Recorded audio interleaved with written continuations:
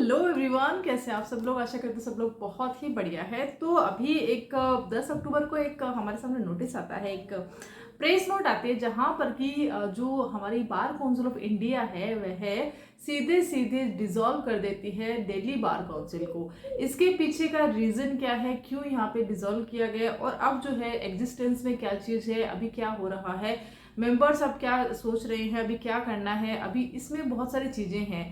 तो देखिए, नॉर्मल सी चीज है कि छोटा सा यहाँ पर जो है डायरेक्शन है, लेकिन उस डायरेक्शन को दिल्ली बार काउंसिल के द्वारा बिल्कुल भी नहीं माना गया। काफी सारा एक्सटेंशन उनको दिया गया, समय उनको दिया गया, लेकिन फिर भी उस पर काम नहीं हुआ। तो वो जो छोटा सा डायरेक्शन था अभी उसने बड़ा रूप ले लिया है और अभी जो है डिसॉल्व करने तक की यहाँ पे नौबत आ गई है। तो बार काउंसिल ऑफ इंडिया, जैसे कि हमने देखा है कि सुप्रीम कोर्ट और माननीय सुप्रीम कोर्ट और बार काउंसिल ऑफ इंडिया जो है इस वक्त अभी पिछले 2 सालों से काफी ज्यादा स्ट्रिक्ट हो चुकी है, सख्त हो चुकी है। इवन जो एडवोकेट्स के मामलों में कि यहाँ पर अगर आपने देखा होगा द राजस्थान बार काउंसिल में भी इस वक्त अगर जो 2025 में ऑल इंडिया बार एग्जामिनेशन दे रहे हैं उनके लिए काफ़ी सारा वो है कि टफ है, आपको तैयारी बहुत ज़्यादा करनी है, आप बड़ी टेंशन में एकदम होता है ना कि जुडिशरी की प्रिपरेशन होती है, वैसे क्लासेस ले रहे हैं, मॉक टेस्ट दे रहे हैं, वैसे तैयारियां हो रही है। जबकि एक टाइम ऐसा था कि ऑल्दो ओपन बुक अब भी है, सारी चीज़ें अब भी है, लेकिन एक टाइम ऐसा था कि इतना ज़्यादा वो नहीं था कि ऑल इंडिया बार एग्जामिनेशन से इट्स ओके, हम उसको पढ़ लेंगे, इसमें पास हो जाएंगे। बट चीज़ें थोड़ी थोड़ी चेंज हुई है।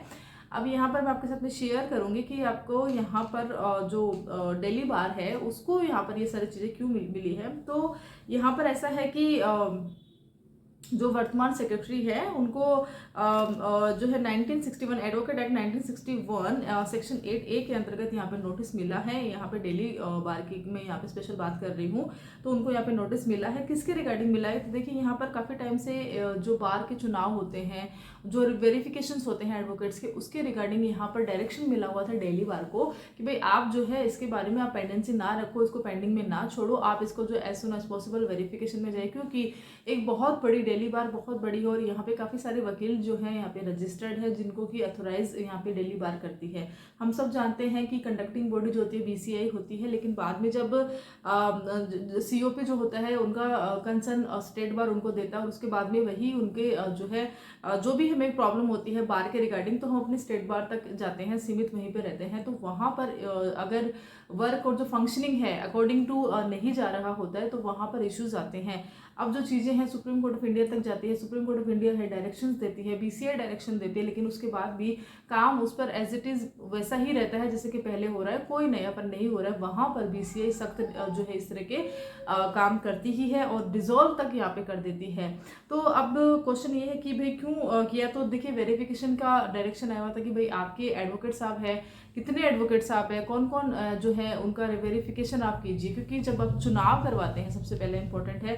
अगर आपको पता होगा तो इस वक्त जो है मोस्टली जो स्टेट बार्स है जहाँ पर कि BCI के जो चुनाव होते हैं ना वो अभी पेंडिंग है। अगर किसी भी स्टेट बार का पेंडिंग है तो वहाँ पर सभी बार को जिसका भी पेंडिंग है अभी जनवरी 31 2026 से तक जो है आपको यहाँ पे कंप्लीट करवाना है, डन करवाना है। अभी इस वजह से काफ़ी इस चीज़ की हलचल है कि अभी हर कोई हमें समझ में, अब अगर आपने देखा हो तो काफ़ी सारी पोस्ट भी वायरल हो रही है, रील्स वायरल होती है कि अभी जो है ये चुनाव होंगे, काफ़ी सारे स्टेट्स में ये चुनाव होने वाले हैं, तो काफ़ी जोरों शोरों पर ये है। अब इसमें ज़रूरी होती है कि आपके जो वोट करने वाले होते हैं वो प्रायोरिटी के हिसाब से एडवोकेट साहब को चुनते हैं, जो BCI में यहाँ पर जो है अपने कंसर्न स्टेट में यहाँ पर जो है मेंबर में आते हैं या तो फिर अलग पोस्ट पर आते हैं, तो वहाँ पर प्रायोरिटी के हिसाब से एडवोकेट जो है उनको वोटिंग करते हैं। लेकिन अगर वेरिफिकेशन ही नहीं है एडवोकेट्स का तो वहाँ पर वोटिंग का कैसे रहेगा। तो एक वेरिफिकेशन भी नहीं है और वोटिंग का भी नहीं है, तो दोनों चीज़ें जो है लिंक जो है दोनों का एक दूसरे के साथ में है और कहीं ना कहीं ये जो चीज़ें हैं इतनी ज़्यादा हो रही है कि अभी जो पेंडेंसी बढ़ती ही जा रही है। तो इसका रीज़न जो है, मेन रीज़न यही है मेनली। बाकी दूसरा एक चीज़ यहाँ बता रखी है कि क्या पहले भी ऐसा कुछ डिसीजन BCI के द्वारा लिया गया है, तो नहीं, आज से पहले कभी भी किसी भी स्टेट बार को यहाँ पर इस तरह की नौबत नहीं आई कि उसको डिसॉल्व करना पड़े। ठीक है। दूसरा अब ये है कि क्या अभी प्रेजेंट में जैसे ये डिसॉल्व हो चुकी है तो क्या अभी इसमें कोई भी नहीं है, तो नहीं, ऐसा नहीं है। यहाँ पर एक कमेटी जो है बनाई गई है जहाँ पर कि जो सीनियर एडवोकेट्स हैं और उसके अलावा 3 मेंबर्स हैं जो इंक्लूडिंग जो एडवोकेट्स हैं उसके जो है 3 मेंबर्स जो है इस वक्त उसको देख रहे हैं। और वही जो है इस कमेटी में आने का मेन उनका पर्पस यही है कि यहाँ पर जो भी पेंडिंग चीज़ें हैं जिसकी वजह से डायरेक्शन आए हुए हैं, जिसकी वजह से आज जिस कंडीशन आई है, स्थिति आई है, उन पर काम करें। और वह काम उनको जल्दी ही करना पड़ेगा। अक्टूबर मंथ जो है रनिंग है, नवंबर, दिसंबर और जनवरी में यहाँ पे चुनाव का रहेगा, तो बहुत कम टाइम रहेगा। और इस दौरान उनको यहाँ पे जो भी रिगार्डिंग रहता है बार के, वह काम जो है उनको यहाँ पे करना होता है। इसमें जो ये नोटिस है इसमें यही है कि यहाँ पर ऑल्दो कम से कम तो 3 से 4 बार डायरेक्शन आए थे। इवन इस बीच में कोविड का भी एक पीरियड है, वह भी चला गया है। उस दौरान भी समय था कि आप इस पे वर्क कीजिए, लेकिन यहाँ पर ऐसा हुआ नहीं है। तो अब जो है 10 अक्टूबर 2025 को इस जो बार काउंसिल है, जो दिल्ली बार काउंसिल है, वहाँ पे डिसॉल्व कर दिया गया है। दूसरा ये है कि नई कमेटी बना दी गई है, ओके।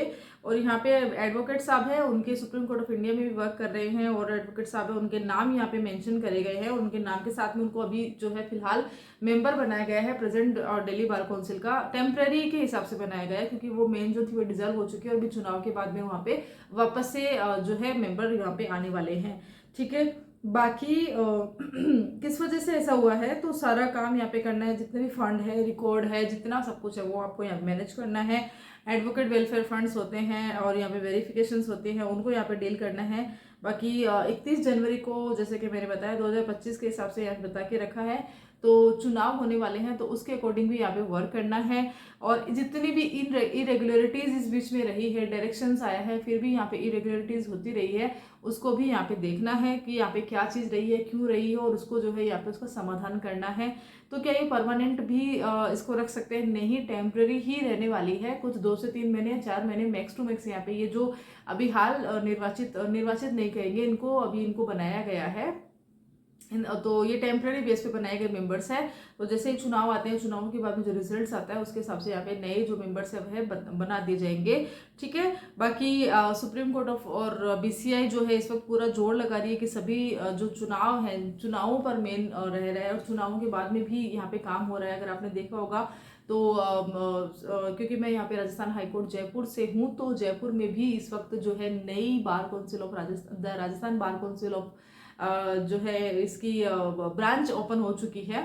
तो एक गुड न्यूज़ है राजस्थान के एडवोकेट्स के लिए, जो जिनका जुरिडिक्शन जो है जयपुर जुरिडिक्शन लग रहा था। काफ़ी सारी बार जो है इसके अंदर आ रही थी, और काफ़ी 60,000 के करीब यहाँ पे एडवोकेट्स हैं जो जिनको सीधा लाभ यहाँ मिलने वाला है, जो कि पहले जोधपुर जाना पड़ता था छोटे छोटे काम के लिए, स्पेशली रिगार्डिंग बार के काम के लिए। वेरिफिकेशन करवाना है, रिन्यू करवाना है, या तो कोई फॉर्म जमा करवाना है, या फीस के लिए जाना है, या तो अदर चीज़ों के लिए जाना है। अगर आप फॉर्म AI भी दे रहे हैं तो भी आपको जो है, अगर आप अंडरटेकिंग में है, कुछ चीज़ मांगी है, तो आपको या तो यहाँ भेजना है, या तो आपको वहाँ पे फिजिकल प्रेजेंट होकर वो चीज़ देनी है। तो वो सारी चीज़ें जो है, अब अगर आप जयपुर जुडिक्शन में आ रहे हैं, अगर यहाँ पर आपका रजिस्ट्रेशन है, तो आपको इश्यू नहीं आने वाला है। और तो उसके ऊपर मैंने एक जो अभी के प्रेजेंट के जो चेयरमैन हैं उनके साथ में एक वीडियो भी इसी चैनल पर है, आप देख सकते हैं कि उनका इसमें क्या कहना है।